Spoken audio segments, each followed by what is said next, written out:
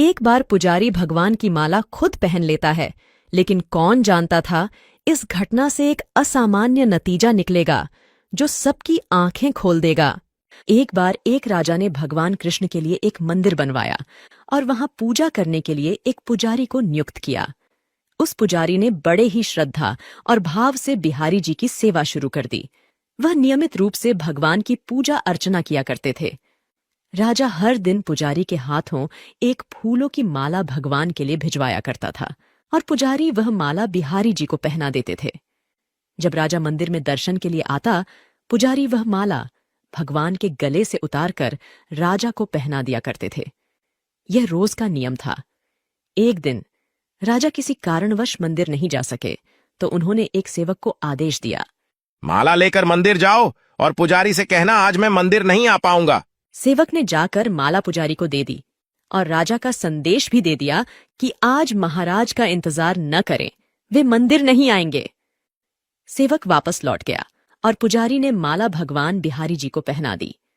फिर पुजारी को विचार आया कि आज तक मैं अपने बिहारी जी की छड़ी माला राजा को ही पहनाता रहा हूं।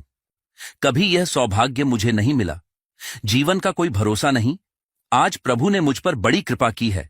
राजा आज आएंगे नहीं तो माला आज मैं ही पहन लेता हूं। इस विचार से प्रेरित होकर पुजारी ने बिहारी जी के गले से माला निकालकर स्वयं पहन ली।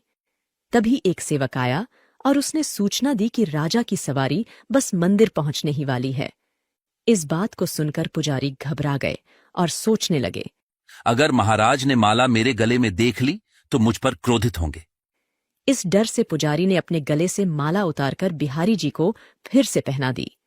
जब राजा मंदिर में दर्शन के लिए आए तो पुजारी ने नियम अनुसार फिर से वही माला उतारकर राजा के गले में पहना दी। माला पहनते समय राजा को माला में एक सफेद बाल दिखा।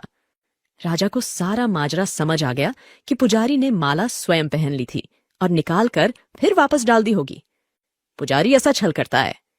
यह सोचकर राजा क्रोधित हो गया। पुजारी जी, ये सफेद बाल किसका है?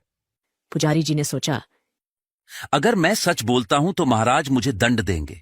इसलिए उन्होंने बचने के लिए कहा, महाराज, ये सफेद बाल तो बिहारी जी का है। अब तो गुस्से से राजा आगबबूला हो गए। ये पुजारी झूठ पर झूठ बोले जा रहा है। भला बिहारी जी के बाल कभी सफेद होते हैं? पुजारी जी, अगर ये सफेद बाल बिहारी जी का है तो कल सुबह श्रृंगार के समय मैं स्वयं आऊंगा और देखूंगा कि बिहारी जी के बाल सफेद हैं या काले। अगर बिहारी जी के बाल काले निकले तो आपको फांसी हो जाएगी। राजा हुक्म सुनाकर चला गया। राजा के जाने के बाद पुजारी बिहारी जी से विनती करते हुए रोने लगे। प्रभु, मैं मानता हूं कि मैंने आपकी सेवा में झूठ बोला। अपने गले में डाली माला वापस आपको पहना दी। आपकी सेवा करते करते वृद्ध हो गया और मेरी लालसा थी कि कभी मैं आपको छड़ी माला खुद पहनूं।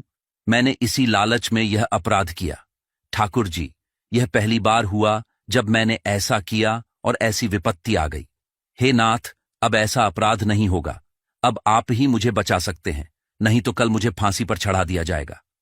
पुजारी पूरी रात भगवान के सामने रोते रहे।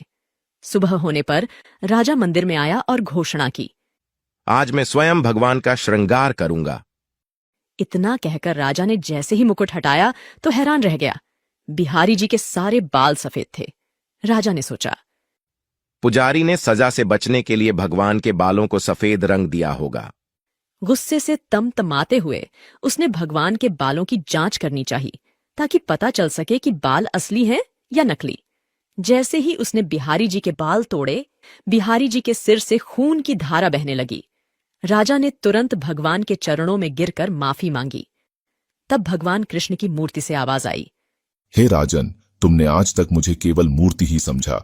इसी कारण मैं आज से तुम्हारे लिए केवल एक मूर्ति ही बनकर रहूंगा। लेकिन पुजारी मुझे साक्षात भगवान समझते हैं। उनकी श्रद्धा की लाज रखने के लिए आज मुझे अपने बाल सफेद करने पड़े व रक्त के धार भी बहानी पड़ी। कहते हैं, समझो तो देव नहीं तो पत्थर। श्रद्धा हो तो उस पत्थर में भगवान साक्षात प्रकट होकर भक्तों की रक्षा करते हैं। दोस्तों, हम आपको आपके प्रांत की, राज्य की या आसपास की कहानियां सुनाना चाहते हैं तो वीडियो को एक बार पॉज करके कृपया बताएं कि आप कहां से हमारी वीडियो देख रहे हैं।